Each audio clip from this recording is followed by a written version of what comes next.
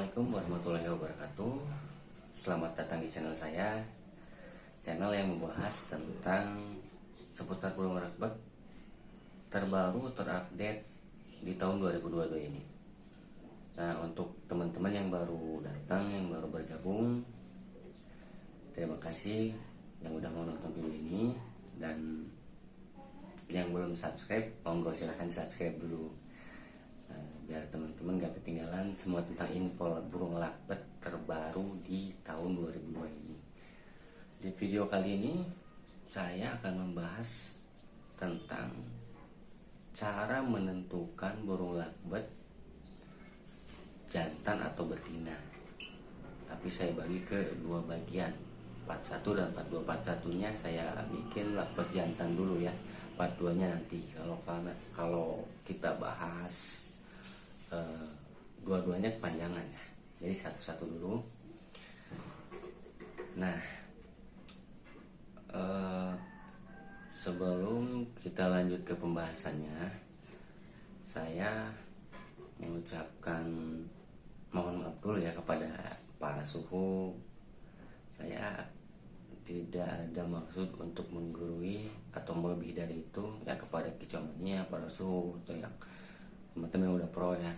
Ini saya berbagi sesuai pengalaman saya, sesuai pengalaman pribadi saya yang saya temui di sekitar saya dan di lingkungan saya. Karena masih banyak orang-orang bahkan ya yang mau beli di ombyokan atau dari orang. Saya lihat di lingkungan sekitar saya masih banyak yang keliru gitu loh.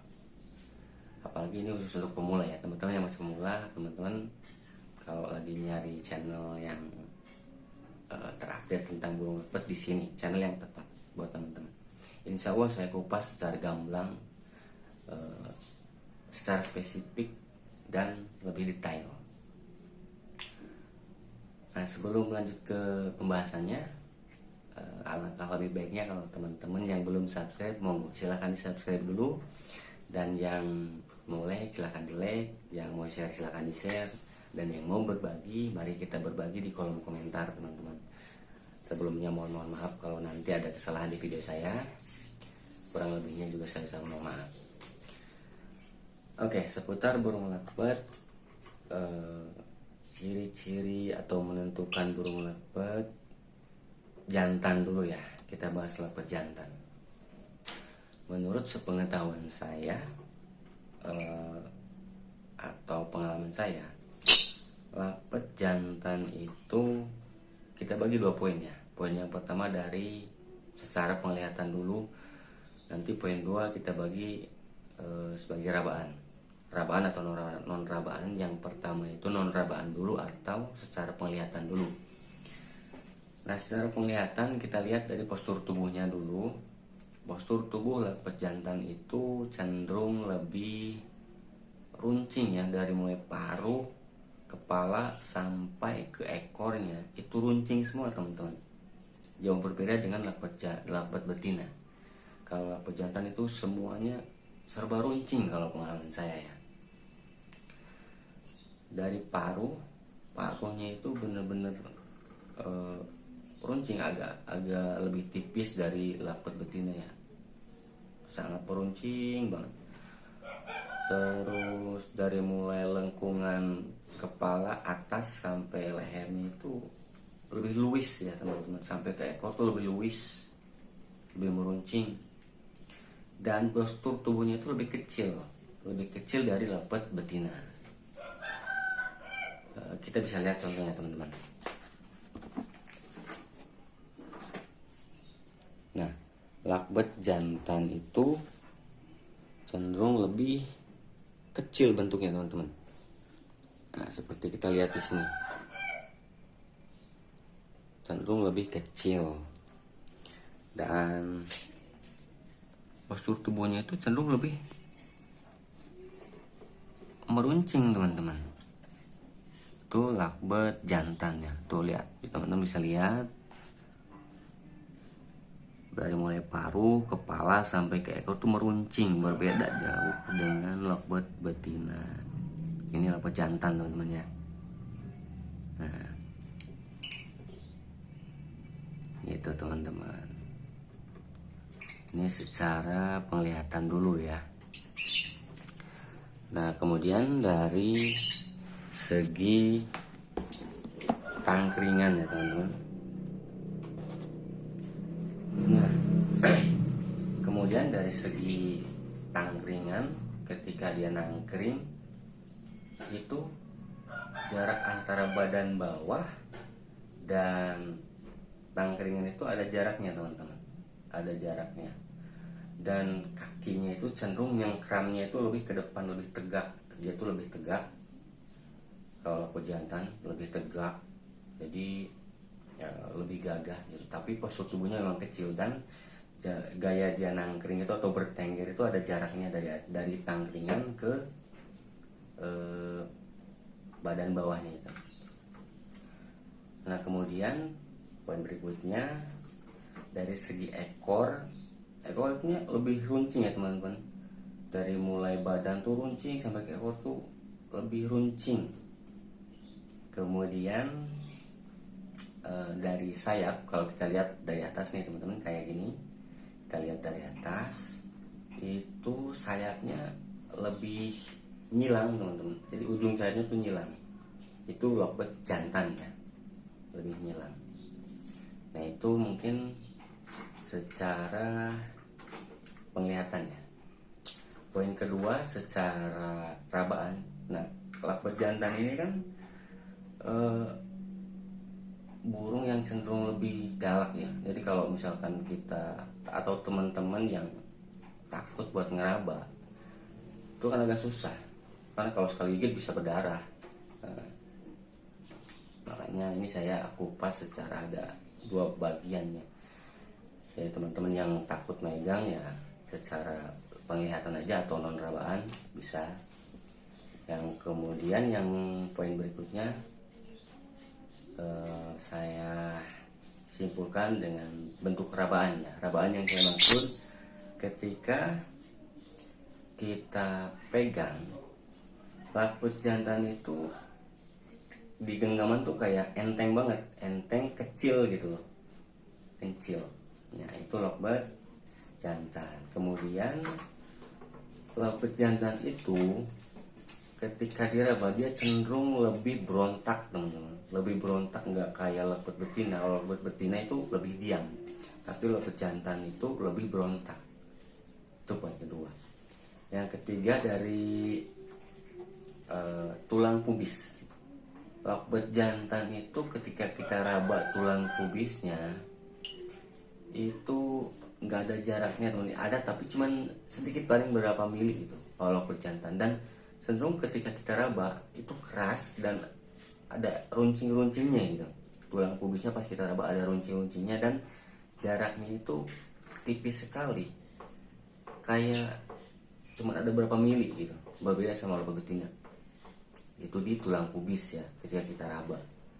Jadi teman-teman ingat, tulang pubisnya itu moncong, runcing pokoknya, dan keras, nggak ada jaraknya ya, ada cuman sedikit, paling sedikit.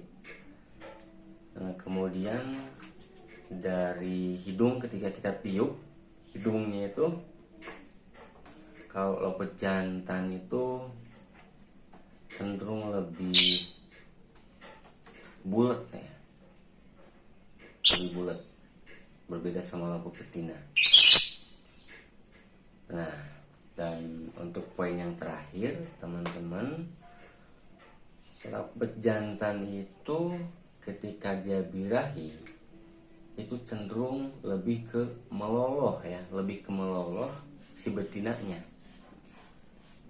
Dan lovebird jantan itu ketika birahi, ini saya contohkan seperti ini teman-teman ya. Ketika birahi dia manggut-manggut kayak memuntah dan ngeloloh si betinanya. Ini saya kasih contohnya seperti ini. Nah, itu lovebird jantan ya teman-teman. Jadi adapun lovebird jantan yang kayak ngapal-ngapal itu hanya memberi kode setelah dia manggut-manggut, terus dia agak sedikit ngapal-ngapal, itu bukan ngapal sebenarnya, itu hanya memberi kode ke si betinanya. Itu lovebird jantan. Jadi dia manggut-manggut sambil lari-lari sana sini, terus kayak muntah-muntah, terus kayak mau meloloh, dan ngasih kode kayak nyuruh ngap. Itu contohnya teman-teman. Kemudian memang banyak ya teman-teman yang masih keliru juga sebetulnya dari lingkungan sekitar saya, atau ketika saya ke toko burung, itu sering banget saya lihat di sekitar saya, sering saya temuin teman-teman. Jadi masih banyak orang yang keliru, jadi kan kasihan gitu. Jadi daripada kita tertipu, lebih baik kita pahami basicnya dulu gitu. Jadi poin pertamanya ya, kalau untuk laput jantan saya simpulkan dari postur tubuh saja itu sudah serba runcing teman-teman. Dan yang penting itu ketika dia birahi, laput jantan itu cenderung lebih meloloh ke si betinanya. Adapun dia ngapal, tapi bukan ngapal betina, bukan, itu hanya memberi kode buat ngapal ke si betinanya itu. Dan postur tubuhnya pokoknya runcing, tulang pubisnya pun keras dan runcing, jaraknya cuma sedikit. Itu tulang pubisnya.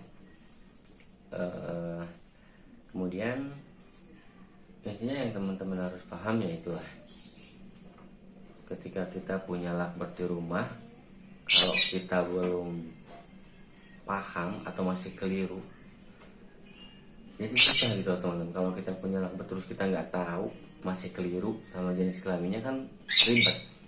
Kita kasih settingan betina, ternyata lovebird yang kita punya itu lovebird jantan gitu kan, ya beda, ada bedanya lah, rawatannya ada bedanya. Kalau kita hobi terus pengen punya lovebird yang ngekek, yang berdurasi, meskipun hanya rawatan biasa, tapi kalau kita keliru ya salah-salah bisa jadi gagal gitu teman-teman.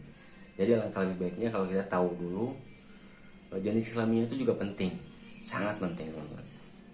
Jadi kita bisa mengapresiasikan atau mengaplikasikan rawatan kita ke lovebird kita gitu teman-teman. Nah kesimpulannya mungkin sekian teman-teman ya, tentang ciri-ciri lovebird jantan. Semoga video ini bisa bermanfaat ya buat teman-teman, khususnya buat pemula yang masih atau mau belajar ya. Meskipun harga lovebird sekarang cenderung sangat menurun, tapi buat kita yang hobi, jangan sampai hobi itu menggagalkan keasikan kita gitu loh. Ya, jangan sampai hobi itu menambah stres. Gak apa-apa lovebird harga menurun, tapi kita masih tetap mengapresiasi. Suatu saat pasti harga lovebird juga naik lagi kok. Teman-teman jangan khawatir gitu ya. Kalau memang kita hobi, ya udah kita genjar aja hobi kita, nggak usah takut gitu teman-teman. Oke teman-teman, mungkin sekian ya video dari saya kali ini. Ini saya buat part 1 dulu, nanti part 2 nya saya bikin di video selanjutnya teman-teman. Nah sekali lagi buat teman-teman yang belum subscribe, silahkan di subscribe. Yang mau like silahkan di like, dan yang mau berbagi mari kita sharing di kolom komentar. Dan kalau misalkan ada perkataan yang kurang enak atau ada kesalahan, kita sharing aja di kolom komentar dan saya mohon maaf. Dan buat para suhu, sekali lagi saya tekankan, saya di sini tidak ada maksud untuk menggurui atau lebih dari itu. Di sini saya hanya berbagi pengalaman tentang seputar lovebird yang saya tahu gitu teman-teman. Oke teman-teman, saya ucapkan terima kasih buat semuanya. Assalamualaikum warahmatullahi wabarakatuh.